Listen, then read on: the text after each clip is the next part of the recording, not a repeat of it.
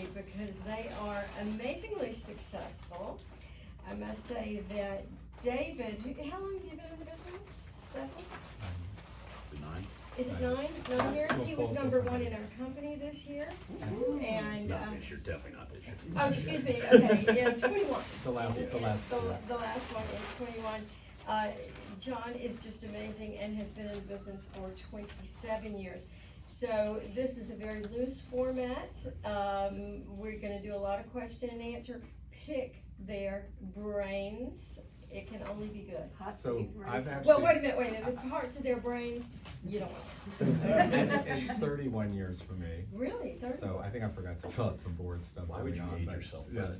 So anyway, God, Usually walked out. this is going to be unfiltered too, so I don't know what parts you want to edit. But just to give you a little feel for David and I, since he's been a little kid, I'm like, David, the motion. So I'm like, David, your leg's moving, and he goes, get used to it unless you want me to shove it up your ass. That's how we just started in the first If you couple expect me to sit up here without my legs shaking with 20 people staring at me, that's probably not gonna happen. So. That's just a typical little, so we can edit that out before we get started. So anyway, we're, Janice has given us some things to go over in case we get stuff for conversation, but I think what we really want, we want to learn about y'all's businesses too and just share with each other. And I've had some of my best ideas just listening and learning. But I did want to go over, David did start in really more like full-time the fall of 2013. And I started in 91. So, and I had a whole corporate life with AT&T ahead of time. And basically, How old are you? I'm old. I'll be 62 this month, so A lot of past you just started. a lot of that. So Trying to connect the dots. there we go. So anyway, we David and I do not do many things similarly. We have a lot of the same philosophies of business, but you've never just seen. Personally too, we do things quite differently as well, don't we? Yeah, well, you married a woman and I married a man, so yeah, we've been starting that way. So we don't agree on much. Is that one of your proudest moments? So, Yeah. So David has a lot of stories early on when we started working together. You never knew what you were going to walk into. No. I knew it was my only option for a paycheck at the time, and I decided to dive in and see what it was like. So it worked out. So we're going to jump around a little bit, but I did want to give you a little feel for my marketing plan, what I do. And David and I, we run like parallel businesses. So we don't necessarily do the same things. We always say we're like a doctor's office running 2 separate practices. We're certainly there to help each other as needed. But my marketing plan, and it's been pretty good for about 31 years, it's consistent. And I just wanted you to have, I've given you my best thing that I do, and that's my New Year's letter. I have more fun writing that letter, and I send it with a business card. Are you making paper copy? No, I had You brought those for free? I had extras. So anyway, so I wanted you to have those, but I write that letter and then I follow up. That goes to 500 people, and I follow up with a phone call to each of those people. Now, earlier in my career, I used to pray that I get the voicemail, the answering machine. I'd call when I knew they were at lunch, but I've gotten better trying to make sure I connect with the folks. But that people will respond. I like your letter. Thank you for sending it. And I've been in trouble with all 3 of the kids at one time or another over that letter. My daughter Lori was most upset when she was in 11th grade, and I referred to her as daughter Lori, who's never met a mirror she doesn't love, Oh, that was not good. She did not like that. So I would, if you just take away one thing, if you will do something in the beginning of the year to touch base with your sphere of influence, and then follow up with a call, your year will be pretty much set. It's just the easiest thing. I think their question is, where do you get the 500 people to follow up with? So the 500 people for me are just clients who so I even keep up with my out-of-town people. So it's really my customer base, my referral base, the out-of-town people, the Four Seasons Hotel and the Lowe's Hotel, where I've lived in both buildings. And they all get this letter, and they're all getting that, and it turns out to be 500. What happens over the decades, and sadly I didn't have everybody's, I've been around so long even before email, so I really just have keep up with people's mailing addresses and their phone numbers. So that's, the list goes out. I'd love for it to be bigger, but at the end of the day, after all these years, that's really people who, and if any of you've done Brian Buffini a little bit, the mayor campaign, I believe these are hopefully 500 people. If they're making a real estate decision, they would consider me. Outside of the building sphere, the Four Seasons and the Lowe's, each one of those people, I mean, if they're using another realtor, I'm not keeping up with them. So I'd wanna know that I have a chance to do business with them. And if you do the math of people doing business every 7 years, if you hit 500 people, your hope is you could get maybe 35 people or something a year who are gonna do business with you. If you wanna do 50, then you gotta beg for another 15 deals or whatever. So does anyone have any questions on that newsletter? Cause it's fun to write, you can do it yourself. Hopefully I didn't, there's not a lot of braggadocious in there. Nobody gives a damn about, I mean, you wanna say something about your accomplishment, but they wanna know about their investment, the market they're competing in, and they don't need to know that you won the whatever award, this or that, 10 times over. The other thing, and I think we both do this, right? I don't. You don't, okay. So the idea is to touch people about 6 times a year. It really should be about 8, but Physically? I should be so lucky at this age, but yeah, It's just a weird time to be saying stuff like that. exactly. Actually, you want to be touched too. Anyway, so anyway, I send out sports calendars. My sister Abby, hello, welcome. My sister Abby always gives me a rundown of anything sports going on, so I won't embarrass myself with the clients. So like ahead of the Super Bowl or ahead of any important thing, I get a rundown. So, but what I like about this mailer here is it's got a great shelf life. You're sitting there with a magnet on their fridge. I do send this in an envelope, by the way, because if you send this from them directly, it comes all smeared and beat up from the post office, so it's worth shoving that in an envelope. What's on the back of it? It's usually college. It's major sporting events. Yeah. Okay. So You can choose whatever you want. you put, I like that it has a magnet and it can go somewhere. Okay, so I also do, you've got my New Year's letter. What I've started doing is July 1st is I'm sending out a mid-year letter on just one sheet of letterhead. And I'm just basically, I'm not calling the When did that 500. start? That started last year. You said a new, what kind of letter? It's a mid-year Mid-year, letter. oh. It's July 1st. Hi, here's what's going on. The problem with waiting a year to do that kind of stuff, the market's moving way too fast. Yeah. And I'll take little notes along the way, or if I read something in the newspaper, Dave makes fun of me, I still get it printed and sent to my house, the newspaper. But I think it's great, that little touch mid-year has been really important. So, and by the way, email me, I'm happy to share anything I have. There's no secrets to any of this, so happy to show you exactly what I'm sending. The one thing I wanna add this year probably is the Thanksgiving gratitude piece.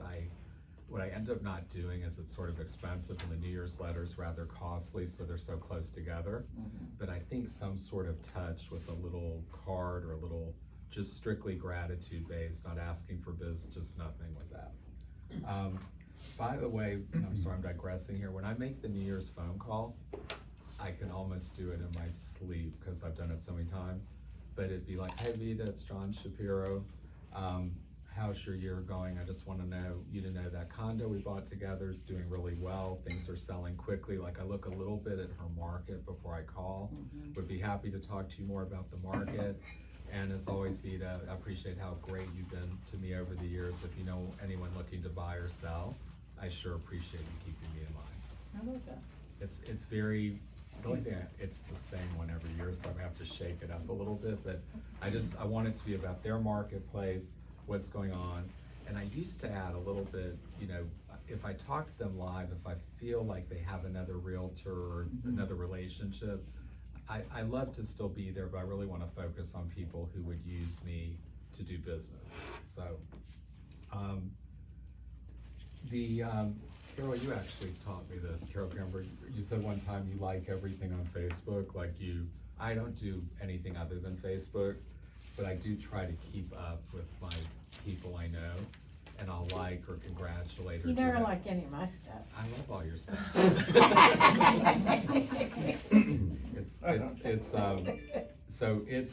I just think, and it's, when you make that call, like to Vita, if I know that she just got engaged, or I know something, it just makes it such a more personal touch. She would probably work with herself as the agent. I would hope so. Probably. Yeah. Terrible So- example, but I I think. know a good agent. And to our spouse's exhaustion, our significant others, I go to everything I'm invited to, so be careful if you Oh, invite me to wow. anything, we're coming. So it's just if people have an event or something in their life and they take the time to invite you, show up, because it's just a great way to meet their sphere. Janice, you'll like this one. David, you'll be surprised at this. Have some sort of philanthropy in your practice. So Why am I surprised at that? Now I look like an asshole. No. Oh, you'll be shocked, miss. Do something great. David, sometimes you have to do something for free. Yeah.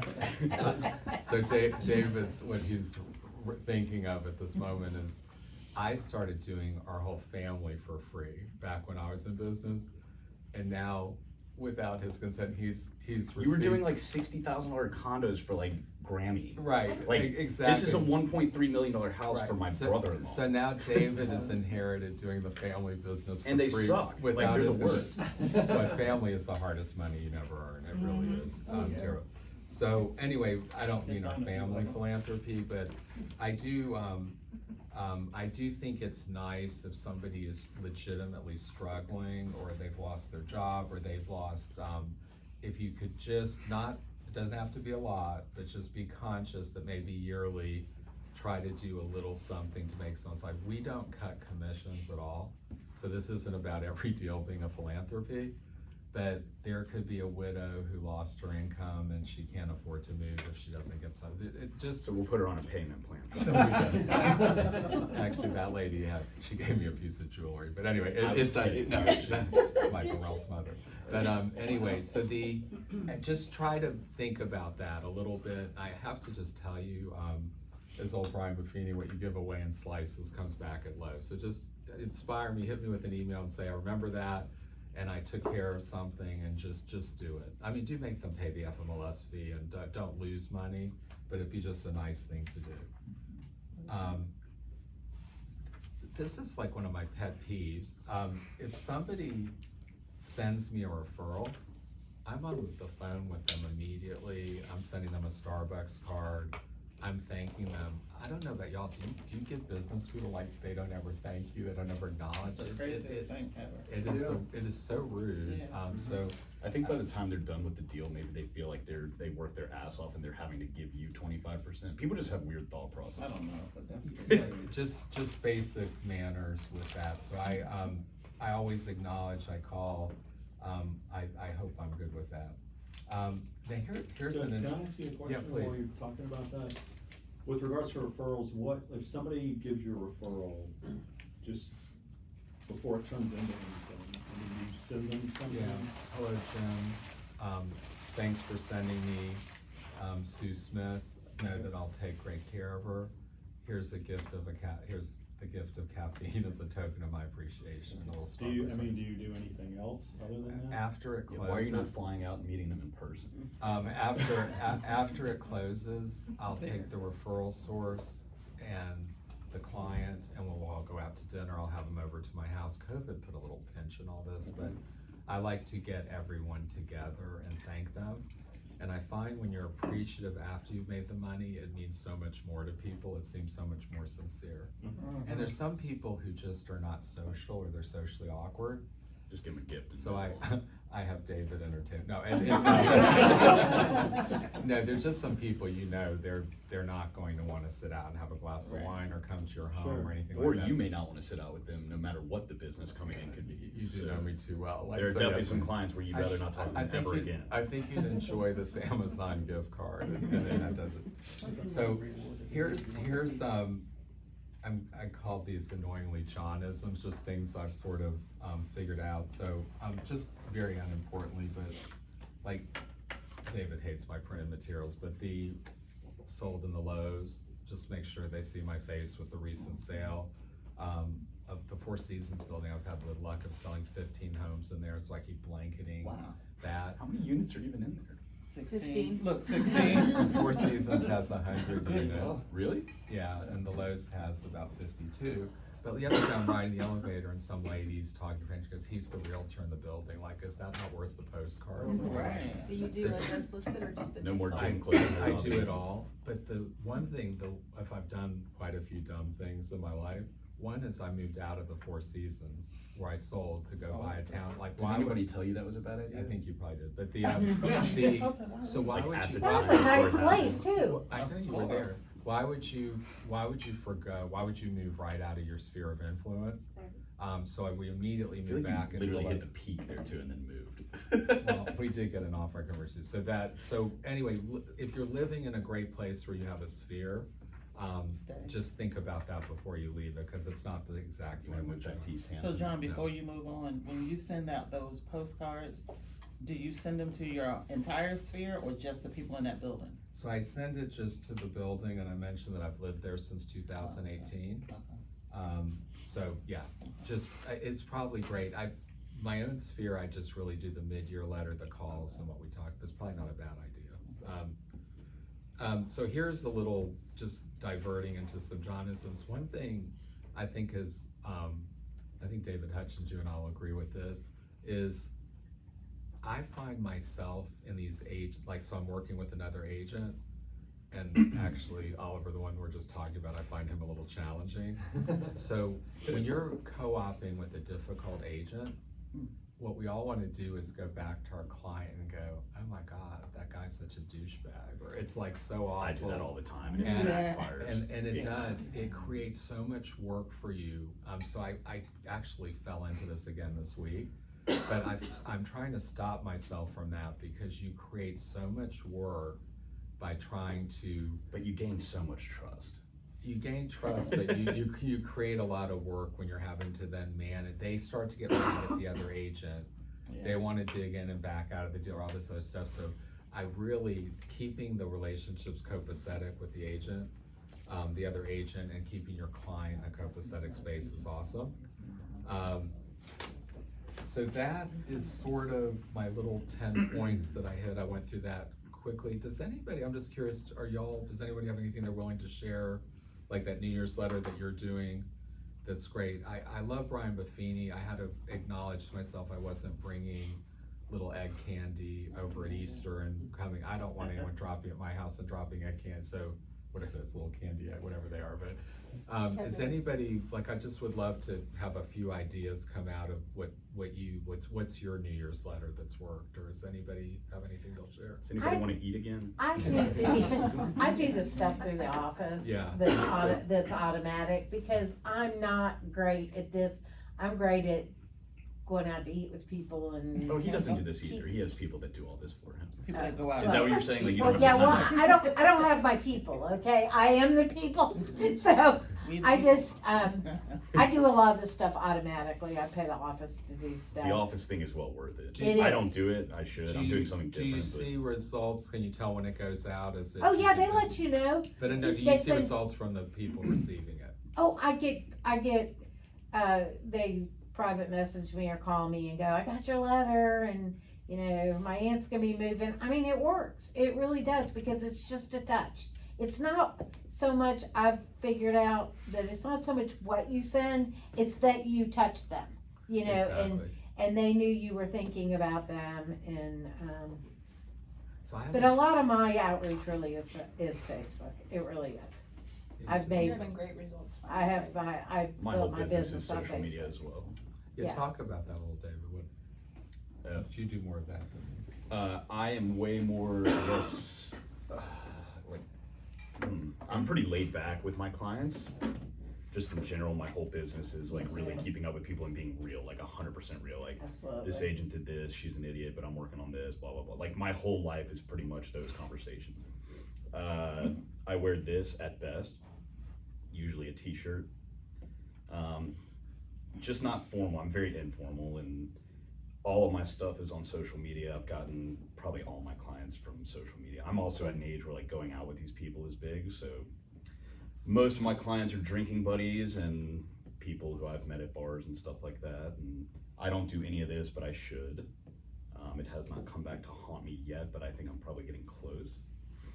I have started seeing some of my clients start buying with other people, which is interesting, and I'm sure if I kept up with them, like I texted one the other day and she was like, yeah, if you just even saw my house since you sold it to me, I would have used you. And I was like, So is this your way of saying I'm right?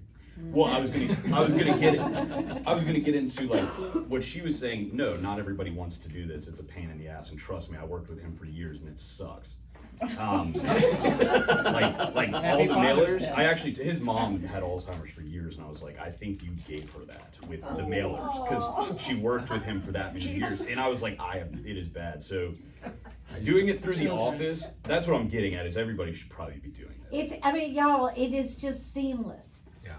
And you know, the content is nothing but, hey, you know, happy spring. Yeah, it's not anything about how great you are or how great we are. It's just saying hi. And it's like, I don't know, it's like $11 a person per month. Whatever it is. And, you know, and it's just so worth I it. think, Carol, you hit the nail on the head. If you know you're not going to do it, pay someone to Right. do it, because you have to just know. Yeah, your I limitations. mean, and I don't know, and it's kind of the same type messaging every time, the same format with your picture. So when they get it, they go, oh, Carol's sending me but you know, but it made them think of me, so. Oh, yeah, it doesn't even matter if they read it as long as they see it. Right. Like for my stuff, a lot of my stuff is my friends making fun of me. So I'll send like a Happy New Year email and they're like, oh, did you send this to me personally? Like that kind of stuff. I'm like, yeah.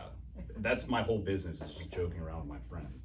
So, David, not to put you on the spot, but you and I have been in business about the same amount of time, me a little, maybe a few years longer. What's your main thing each year that you're doing? Sending out something very similar to you. I send out something and have for 25 years to every client every month. And it's So a I love- postcard that gives all the events happening in Atlanta, and it's on autopilot through our company, and it guaranteed it's business. That's Because great. nobody, no matter how much they like you, they're not gonna pick up the phone and call you again. More than likely, the odds, I don't care what the Out National of sight, out of Association of mind, Realtors yeah. says or anything. And out of sight, out of mind, they get the postcard in the mail, and literally the phone will ring. Do you mostly work, when you said events in Atlanta, like me, I joke, but I'm serious, like, I really try not to come inside the perimeter, like, I'm like a suburb person. Sure. So are your events, They're all over, Oh, they're, okay. they're literally all over the city. I'll do 50% referrals for ITP. So, I think David used the word consistency, and I Yeah. think if we all really talk, that's how do we keep it consistent? And then I've been to these confessionals over the decades where somebody's like, oh God, I haven't kept up with a client in 10 years. yeah, no. But that's like all- when you start farming an area, I have found you have to farm the neighborhood for about 5 years Yes. before you get any results. It Absolutely. has to be almost every month for 5 years before you're gonna pick up something. Right, but consistently hitting it. What, is anyone else, What if you just send 5 years worth of stuff and like? Cover That might work. Jim, what do y'all, I'm curious, what do y'all are so successful in Alpharetta, what are you doing? So Tom really does most of the marketing. We were doing this newspaper that was like an Alpharetta Zen Yeah. newspaper. And the thing is, we don't really do anything. I mean, other than that, and that's why I'm here, because, I mean, the last couple of You years. lost I've- the coin toss. No, well, yeah, pretty much, but I mean, like the last couple of years, I put together a Christmas card list. Yeah. I mean, I did, because we didn't have one. And so, you know, that was kind of my start to reaching out to people, was just, and I've noticed in the last couple of years, like after you send the Christmas card out at the beginning of the year, you get, you know, contacts, and we're also doing, you know, stuff through the office with the Client for Life thing, and you get little touches with that, but I mean, I don't do anything on Facebook, hardly at all. Tom does all kinds of stuff on Facebook. But so in a way, I'm kind of the anti-realtor, because I have really good relationships with my clients, but I don't want to bother them. You know, so that's my, you know, cause I feel like, you know, you don't wanna be bothered, so hearing what you guys are doing, just kind of, you know, I need to be doing something, cause I'm, So where you say, you know, if you would come to see my house, I mean, cause last year I had, a guy helped him build his house, you know, I drive by his house all the time, we text. They've never invited me over, but when he referred his dad to me, and I helped him build his house, and then after that was done, you know, they invited us over and we came to see the house, and we had this great time. I mean, so it's, you know, we need to be doing something. So two things Yeah. I've stopped doing, and I know I'm here and I'm actually taking more notes up here, but two things that worked, I don't know why I stopped. I used to actually send somebody a little market analysis each year. Yeah. Well, you That's one send of my everybody a top- $300 appraisal. Perfect. So I used to send out, here's what's going on in your neighborhood, let's discuss. And that was really, I don't know why I stopped that. And I used to also on these newsletters write a little note, like, hey Nathan, it was great seeing you, hope to see you, a little more personalized. And now I've digressed to generating my signature automatically and all the rest of it, so I think maybe for me, even digging in a little bit with another card, a little something more I personalized. used to hand sign each one of those. Hand sign. David's trying to tell you, has And PTSD from working with me, but yeah, it's, One thing we The used to other, do- the other thing, the client for life, after you close on you sell someone a house, I mean, that's through the office, it's like $160 per person, but they get like 4 touches over the first year, and one of them is like a $30 Home Depot or Lowe's gift card that they get from you. So, I mean, that goes a long way for one whole year, they're being touched every quarter by you. And I think all those things just, maybe it's cause I just can't make myself do that stuff. I'd rather just have the office do but it, what- but it right, works. Nobody's going to do it. Everybody tells but themselves you they're have gonna do you it. have to do all of these things, like, there's no, it's Well, just like, you have to do what you're doing, you're going out and client, you have to hit it on every single Well, spot. you go to these type things and you hear everybody's ideas and everybody wants to run out and do everything. They don't And then after a couple months, they're mad at themselves because they haven't done it. So, I've kind of learned over my short career compared to y'all's, but you're not gonna do everything. So you have to figure out what you are willing to do and what you're best at. And, I'm best at going out with people and having fun, I guess.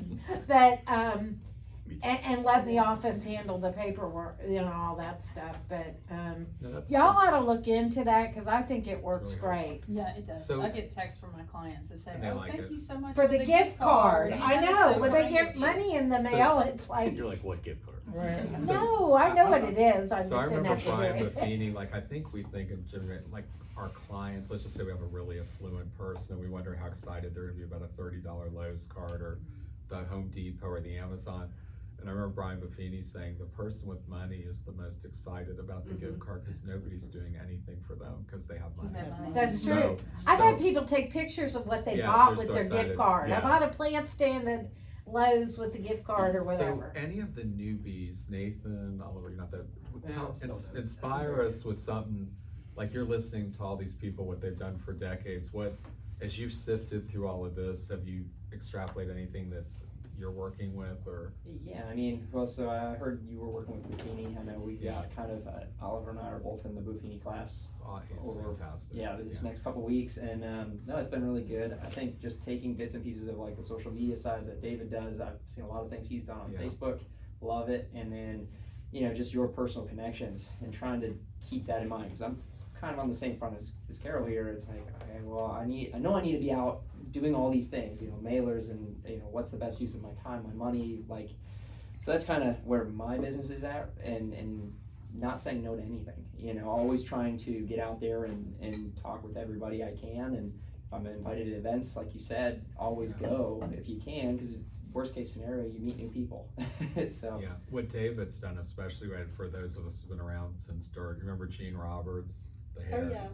So Gene had a pool, and David's got an awesome pool, so there's always a pool party Well, we at used to do David's that house. too. We used to, And, Fourth of I think July. you do that as Summer, well. like hundreds Yeah. of And- people Yeah. wasted. Yeah. Buying And just, and also That's these, smart. Cause we're gonna start that again. so this is why I went with Brian Buffini, like in the late nineties, because he was doing referral-based business, and I knew I wasn't gonna be Mike Ferry or Joe, I was not going to sit on a phone and cold call all day. Yeah. Like, I know me, I'd make 2 calls and then I'd be out somewhere else, like, so. Oh, gotta go do So the this laundry. referral, this, and Be also more with the, fun. with the referral-based business, I don't wanna jinx myself, but I can't think of the last time anybody's asked me to reduce a commission or take a reduce, when you're dealing with people you're invested in Millennials. personally, I know, yeah, Millennials you're will invested in ask. personally, they typically respect what you're doing, and, is your group asking? They all ask, yeah. You know, an interesting thing that I heard at R4 is, I think it was from, I can't remember what speaker it was. And he said, well, when your friends ask you for a reduction, you just say, well, my normal commission is 6%, but I'll do it for 5 for you, as Yeah. long as you I promise to think it send was me that 5 guy, it was referrals. that football player, whatever Yeah, his name was, yeah. yeah, right? That was Cute. That was I don't cute. think, was it cute? It was cute. It was Okay. cute. I couldn't He remember. did. No, I always pay a lot of attention at those Yeah. meetings, and I know it was him. Yeah. I But saw- I thought that was a great way to say like, oh, okay, well, I'll try this, and then, you know, they'll send you referrals, you hope, right? Yeah, Yeah, he was a character, yeah, he's awesome. I do better with questions if anybody has questions, or he can just keep talking. Either way. Actually, 7 of the people in this room are doing the Buffini right That's now. awesome. And a couple of things that you've already mentioned, we have heard already from Buffini. So next time we do Buffini, for those of you that didn't do it, it's really worth it. I think Buffini's got some of the best dialogue He when does. someone does ask you to reduce your commission. Don't use this in case we're on the same listing together, but he just goes through that exercise very well and comes out. So I'll come back, I'm thinking about what that dialogue is and I'll get back to I have him. a question. Yeah.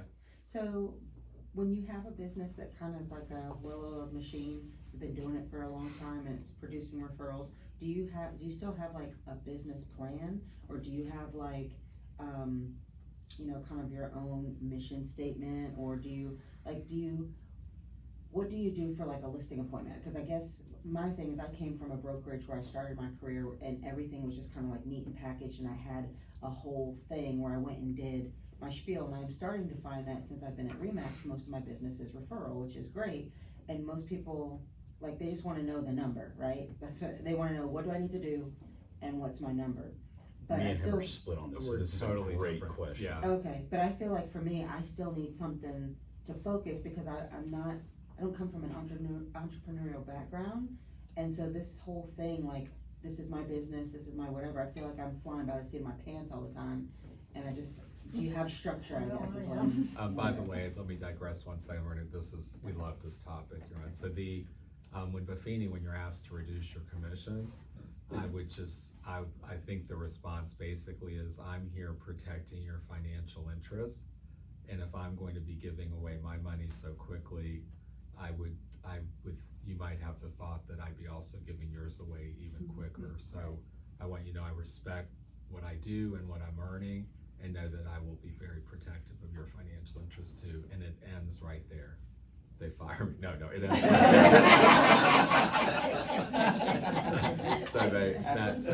But that's the Buffini, I may have to do the 100 Days to Greatness. You're not gonna do it. Okay. You've said this for seriously like 9 years, that you're gonna get back on Buffini, and you don't. He's sort of right. Okay, so the listing presentation, David, in your world, what are you doing? Like I said, I'm extremely informal. I'm not showing up with a huge packet of red, white, and blue. I'm going there with my iPad, and we're gonna look at everything together, because no matter what you prepare, they don't give a shit. They're not gonna look at what you That's prepared. exactly right. They're gonna have questions for you that you can't have in your packet.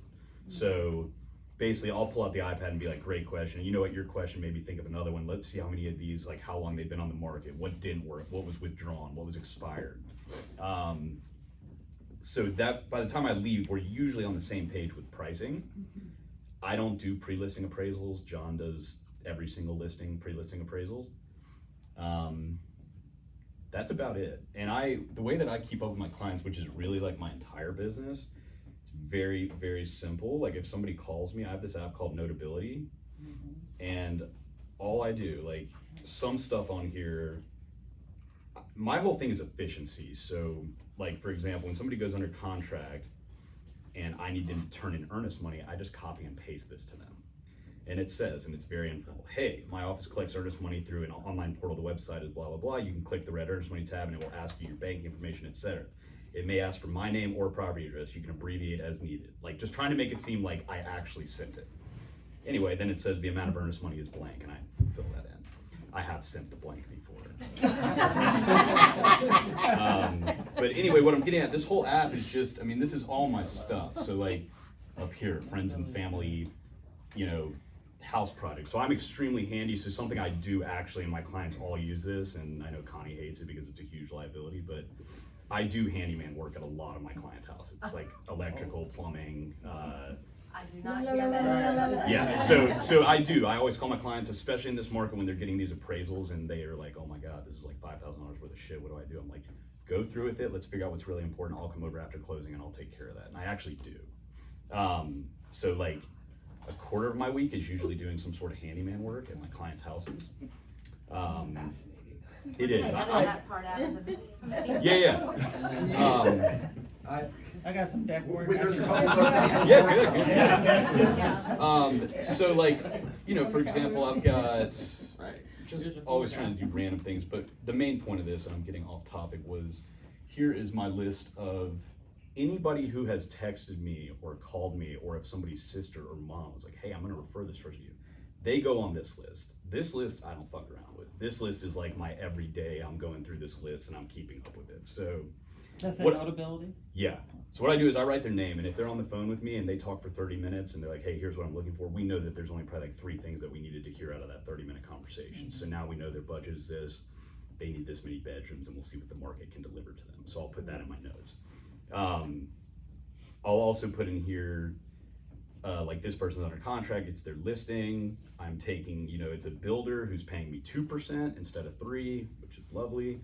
I usually do a double deal, but what I've started doing is if I get screwed on the purchase, they're getting screwed on the listing. So, and usually my clients have been understanding of that. Like I said, I'm way more harsh than he is. It's just, excuse my abrasive behavior.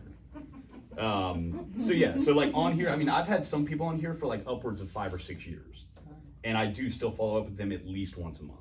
So this is like my list of active people who I can actually make money off of. What else do I do? I don't do any sort of, like, all of my clients are in Excel. I'm not paying for any sort of service. I think that is the dumbest thing ever. I know you use Act, but I just use Excel. Name, phone number, address, subdivision, email, done. And then if I want to send a mass email, copy and paste from Excel, send it out. You don't need MailChimp, you don't need any of that stuff. It takes 2 seconds. Have a graphic designer make you something, and send it out. That's all there is to it. But me, I'm actually, so I said in the beginning how, and that's how my business has been going. And these people, I'm now at like referrals of referrals of referrals. And I have my repeat clients who have bought 8 or 9 houses. And a lot of these people, even if you don't keep up with them, are extremely loyal. I'd say like 75% of my clients are very, very loyal. The other part of them, as long as I keep up with them, I'm sure I'll get them again, but I haven't. Because it's always easy to say this when times are a little slower. And then when you get busy again, you're like, oh, I don't need that anyway. You should be doing it year round. So I actually have started, I've got a buddy who used to work at, you have to understand, over 9 years, I've probably tried like 5 or 6 of these different platforms like Zillow, Realtor.com. We did Sync for a while, Commissions Inc. I don't know if anybody's heard of that one. I looked into Chime for a while. Now there's a new one called Celebrity Agent. It is extremely expensive. It is, the whole thing is it keeps up with all your past clients, but that's a very small thing. So it does the whole thing that the office does. You know, I'm sure it's cheaper too. We'll talk about it. I get like a referral fee. So they're gonna do everything like that. You farm specific areas, you get a marketing budget. It is going to cost me probably like 20 grand a year. That is cheaper than an assistant. And that is the way I view it. So in a year we can do this again and I can tell you if it worked. But really what I was getting at is I've tried all these other ones. This one really has some crazy, crazy statistics. Like they started a year ago, it's a startup, but I don't think they've had one churn. Like nobody's left. and all these agents are paying this crazy fee. So the main thing is farming is what they do. So they will, a lot of these things bring you buyers. This one brings you listings. So I don't know about y'all, but I'm, how old am I? 32. My clients are all still buying these houses. Like half of them are starting to sell. So I'm like 70% buyers, 30% listing. Everybody wants listings. The easiest thing in the world, especially right now. So this is going to bring more listings. This is the kind of platform that by the time your phone rings, it is actually a client who wants to speak to you about listing their home. It's not like, hey, where do you live? Like they already are ready. Like they're ready to roll. You just call them. If they hate you, lose the listing. But if you do it right, you get the listing. So I'm trying that. That's gonna be like all of my keeping up with past clients, all of my farming. What I'm probably gonna do is if this starts to actually really pick up, I'll probably bring a couple agents under me, do like a 50-50 thing. I'll pay for this. We'll talk obviously. Yeah, Nathan helps me out big time with a lot of my clients. I go out of town a lot. Thank you, Nathan. Yeah, I go out of town all the time. Most weekends I'm out of town. Somehow my clients don't realize it. But as long as you have somebody looking after you while you're gone, it's easy, and I think you enjoy it. It was learn fun. some new areas, meet some Like, crazy I people. thought David was you. I was like, yeah, I think he is. Yeah. Yep. I had one client ask me if you were going to show every time, and I was like, no, like I actually do work. Like, I'll be there at the next one. I also do all my own stuff. I put out a sign and lockbox before I came here. I was putting a new listing in on the way here. Where is it? It's in East Cobb. What? Tell me more. It's in the That's not park here. area, little village area, the villas at Serramonte. Yep, I know that one. 290. Probably go to 325. Just let me know. Lisa, back to your question about the listings. Are you finding when it's a referral, you can just go, I think what David said, what you're saying. Oh wait, that was the question. No, this I is forgot about that. But Let's the, I'll I be back with I also like to just have a conversation, bring the computer and let it evolve. And that's worked pretty well. He used to carry around like 15 folders, and he would send me home with them. The first thing I did with him was introduce him to Dropbox. Yeah, thank you for that, but I was having spinal degeneration. But no, we would go to a listing appointment with a packet that all it does is talk of Remax. I mean, I don't know about y'all, everybody loves Remax, but nobody's hiring me for any brokerage. So let's talk about the appraisal, because I've been doing this appraisal, so I don't want the meeting to be, what's the value, what's the value, what's the, I wanna talk about what's going on in the market, a little overview, and I find that just, we can list without an appraisal, but I feel like if you can't get somebody to a frame of mind where they're willing to spend $300-something to help you get top dollar for their home, it's off to a little bit of a choppy start. I rarely have anyone resist that. I just say that there's a lot of bad information going on, and then you show them Zestimates and the realtors. I love, by the way, every realtor who lists exactly what the mid-range is on the algorithm on the tax record. But do you know one specific agent who does that? yeah, I do. So anyway, I just think it's great to get the appraisal, and then you can talk about how y'all can work together, because it's like a little kid. What's my value? We get the appraisal sometimes even before the listing, and we just talk about that and how to use that in the appraisal. But you don't do that for Lowe's or Four Seasons, right? I do. Really? Even though you sold most of them in there, you know the floor plans? Not every time there, because they're similar. Oh. But it has helped to, I like to say that I've been able to create record-breaking sales with best information. Mm-hmm. And it's good, and it also, let's just say their place appraises for $1 million, whatever number, Mm-hmm. and they think it's worth $1.1 million. Well, by the second or third time they've got that $1 million offer, they're understanding that it needs to wrap up. And I think this can backfire, but this is just where we differ. So I think, and this happened with my sister's house, the same house we were just talking about. He got an appraisal. It's my friend who listed it, and he was like, hey, who do you use as an appraiser? I was like, hey, call this guy. Anyway, he appraised it at 1.3. That house could have been listed at 1.15.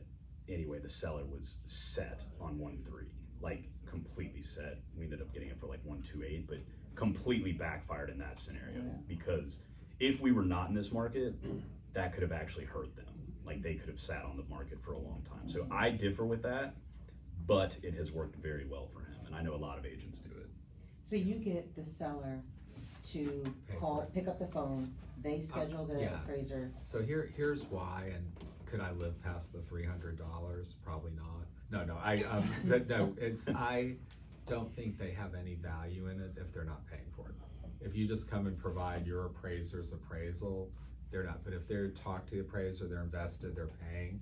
Cause having to pay them means they have to set it up, there's a dialogue, I want them to talk about their credentials.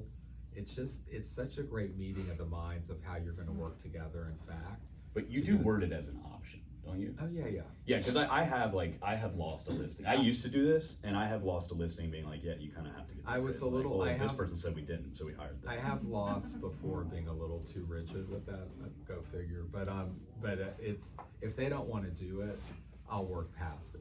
I find that fascinating, Yeah. really I Yeah. do, especially with the experience, because, I mean, obviously you know how to price a home, I mean, we're not appraisers, but the information that they're looking So- at is what we have, but you're going in, especially Lowe's and Four Right. Seasons, you're going in with more experience than that appraiser. But he's an appraiser, but you've sold more, you've done more in that So building. I would say I'm in a very good position to review this and make sense of it with you, and we'll use it or we won't use it. Mhm. But the bank isn't hiring John Shapiro to give the value. Right. And I also like that appraisal for when the lender comes along and they're struggling with the value. I'm like, I don't know if this will help you, but our appraiser just had this number. If the other appraiser is Yeah, bad. if so, I don't have appraisal In the issues. opposite direction, you Cause would want for the I'm appraisal. providing the appraisal and they like to soak that up, but, So you yeah, don't disclose in your listings if they're pre-appraised? no. Okay. But the only thing I just wanna. In a different market, we would say that it is below appraised Price value below for appraised. marketing purposes. Yeah, no, if you can utilize it on exactly what David's, Listed 50 above current appraisal. But yeah, the only thing to your comment about that we have the same data, the appraisers, a lot of homes now, Buffini just talked about this too, they're selling off market. Right, but we can Like- see that though. Like, Yeah. It's Kyle still in bought their tax records. grandmother's house, so the ready data, I think, and I may be wrong, but I feel like appraisers have a little more data than us through sources like ready data. And I think it just adds, I don't want my relationship with the client just to be about exactly what they think the house is worth. Right, And then it becomes a little contentious over that. yeah. I want that data point in there. Do you guys pull comps from tax records? That's what I was saying, you can see where. You should pull comps from that's what- tax that's what I'm records. saying, you can How do see you the feel stuff that's off market. about telling them that you will pay for $300 for the appraisal at the closing table So let me tell you how instead of upfront? I do handle that. Again, I want them to see the value. I do tell them if this appraisal is absolutely of no value to us in selling your home, I will reimburse you for it at closing. They never remember, and I have had to reimburse a couple because the appraiser was so far off. Like an example in Sandy Springs there was a lot that we thought we'd have a lot of value in the land and the builder couldn't build on it. So the appraisal was high, but the real value ended up being 200,000 less. So yes, she never remembered, but I wrote her a check. John, how about pre-inspections? So when I was at Metro Brokers, before Dirt, there was a little minute there where you got, Aren't you an attorney? we did pre-inspections and all that. Uh-huh. I mean, I'm not doing a lot of those, I can't say it's a bad idea, and especially when the economy was a little off and people weren't taking care of their homes. But you then are gonna have to disclose every single item on that inspection. Inspections are bullshit too. Houses that I buy in Athens, I don't even inspect. Really? Yeah. Yeah.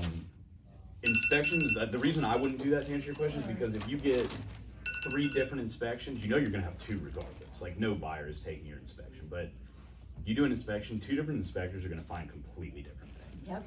And it doesn't matter, you're gonna go do repairs anyway, right? Exactly. So, and nobody wants the liability of saying like, hey, come see this house, and by the way, we did our homework up front, and here's everything that sucks about the house. I just don't do it. So one thing I have to say, David's done like so much better than me, cause I totally focused on just residential real estate.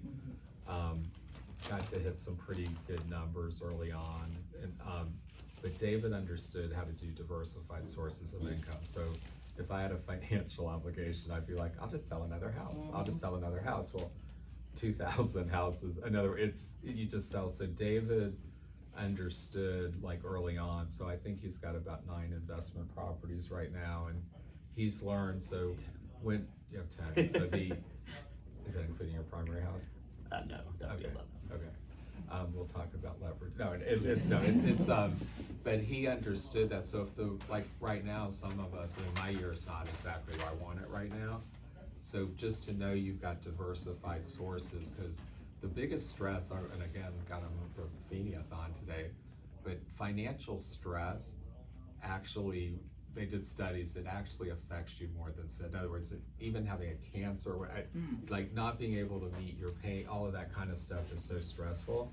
So just having diversified sources of income, not like just having some that this business will kill you if you don't have just some backing or some savings or diversified sources of income, because you can't control when the closing's delayed 2 weeks or whatever it is. And I have a rule that I don't invest in Atlanta. We're all located here, our whole business is here, that I will never invest in Atlanta. I think it's a good idea, just not for me. Yeah. And the only thing I won't get into, but I'm huge on, so my New Year's resolution this You year. won't get into it, and then you get I into get it. it, yeah, basically. So I've decided that you've got to nourish your mind, like right when you wake up in the morning. So I literally put in, I don't have the cordless iPods. I have just the Cord AirPods. I'll get it for you. Okay, thank you.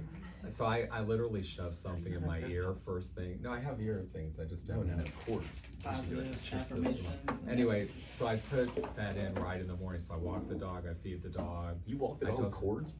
Cords in in my ear, yeah. Embarrassing, isn't it? Yeah, so I just find, so this morning I listened to Elon Musk, and that was interesting. So 30 minutes or 20, whatever it is, just to control the narrative instead of, I just got a oh visual. shit, I don't have any appointments Record the it, next walk 3 it down, days. read the or- newspaper. You gotta get the full visual. Because the other dialogue. Corded walking like a perfect white poodle. Yeah. Reading your newspaper that's delivered to your house. Pretty much. In Midtown. Yeah. But I wanna Not control pushing the a stroller. dialogue, because No, if you no stroller. don't, Sometimes a stroller. if you don't, the dialogue's gonna start like, oh God, is that closing running late? Or oh God, and you get into this thing, and it's just, I think that's been the hardest thing over the 30 years. So I just try to keep my mind on straight, do the next right thing. And I have to say, in 31 years since I've never, I don't, and I'm sure I have, but I hope not, I don't think I've ever put my own need ahead of what's right for my client. So if it's not right for them, we are always gonna work. David's my person if I'm like, need to get on balance with something or decision. He's not talking about this. This David Hudson. So- We knew which David you were He talking comes to me about. for quite the opposite. Yeah. So that's, and David, just randomly finishing up, David, that value added he does with helping someone or figuring out how to do something, that's what we all have to be doing, is we have to be doing value added, because if they're just gonna shop on price, we're gonna be in trouble. I mean, so we've gotta be doing that value. And I have to say, I've been shopping for a place out of town and working on buying something. I will be a much better realtor now after the terrible service I've received. No communication, and if I'd say the one thing I've heard over the years, the biggest complaints people have is their agent's not in touch with them. I truly believe this, and I know Connie knows I'm being dead serious. I think 95% of real estate agents suck. And 5% of them are decent. He's including me in that 95%. No, I'm serious. No, there's a reason why like most agents are not doing the business. I think there's a stat like, what is it, like 10% of agents do like a 90% of the business or something? So yeah, if you are just even decent at what you do, you're gonna get referred, but most people suck, and most people, it's all there is. You just have to do the basics, I think. I've had many clients say to me that, you know, I said, well, how did you find me? And they're like, you're the only one who called me back. Exactly. Wow. Or answer the phone. So this is another thing, and Or your this- voicemail we'll wasn't just full. finish this with agents, and I will pick on the younger group, cause this is really bad. Jeff especially bad at the deal we're doing. They will not pick up their phone. They wanna do a whole transaction without ever hearing a voice. And I'm okay with that. So I pick up all of the calls for clients and everything. With agents, I'm a little worse with. Like I spend a lot of my time focused on the clients. Like Connie knows I'm terrible with paperwork. It's just anything that takes me away from my clients, I kind of ignore. Not that y'all should do that. But yeah, I am different in the phone stuff than he is. I do not miss a call. That is my one thing, and my clients all know it. They don't hear my voicemail. So my clients do call me at 10, 11 at night. He thinks my wife's gonna kill me. She might. I will always answer a call. I'm getting a private pilot's license right now, and I had a client call coming yesterday while we were at like 3,000 feet. Wow. And I asked the instructor if I could take it, and he said yes. And I do not miss calls, is my whole point. Text messages, calls, I don't, but. That's why they don't know you're out of town. Exactly, Right. but as far as other agents go, my whole, and I get this from him, like, other agents' emergencies are not my emergency. So like, just because you're panicking and you need to get something back to your client doesn't mean that I have to care, for now. So that's just my whole thing. So I keep up with all my clients' phone calls, texts, but Go, guys. yeah. Thank you so much. Another agent, if all it takes is a text, I'm gonna send that text. So I'll just, if any of y'all don't have to remember Saturday Night Live, remember that Jane, you ignorant slut. But anyway, My Jane. No, you're not Jane. Wasn't that Dan Actually, Aykroyd? your Yes. dad might be Jane, but we'll cover that another time. But I just found, I was just doing a deal in Oliver's old building, and it was so choppy and this kind of snappy retort, and 30 seconds on the phone put everything so back on track. And Now, I do that. I'm talking about like, can the appraiser get it? No, Yes. just basic. And I'll leave you with just one little funny, because I look at y'all in the room and I've got a story with most of you. Janice, one thing, dear God, and I've gotten in trouble with this so many times, I gotta stop. Do let somebody know if they're on the speakerphone. So we call from the car. So I'm calling, this was Barbie's husband, I won't say their last name. Okay, so I call and I told Janice, He could use some hearing to speak. Yes. So I call, and the brother who's living in the house, there's something wrong with him. He's 60 years old. He's never been on a date. He's awkward. His clothes are like, something's just not right. That's not why there's something wrong. There's something actually wrong. No, there's something. He took care of his mother all those years. You know the basics. So I'm like, he's a little off. He might have a little blurs. There's just something. So I called, I don't let her know I'm fine, so we're having trouble getting him to sign or something. You're on the speakerphone Well, the for the whole listing agreement family. didn't show that you thought that there was And, some incompetency. And I think he said something like, "Oh, is that the one who has the disabled brother?" And there's the disabled brother's on the phone, and I don't tell him. But what's funny? No, did you say no? That was another one or something? No, Like- I did. I recovered quickly. I will say I do a few somersaults, but I land on my feet. But the funny thing, which she couldn't see, is I'm sitting there with the brother and the sort of normal brother who's my client. And so the two brothers, here they are in their 60s and 70s, they go back to 4 years old, and he said, "Is that the special needs kid or something?" And they all start right, like they start doing a whole little thing like that. And it was just like, but I recovered quickly. So I've got in more trouble on the speakerphone not telling the person. Tell We that can erase other that person person. you're on Yeah. speaking. But these two did a whole dog and pony show with that, and it was just hilarious. It was, So yes. that's it. God, We've run over our thank- time. Thank you all for being here. Well, Dan has provided lunch and some of you have already. If you have to run, drink more.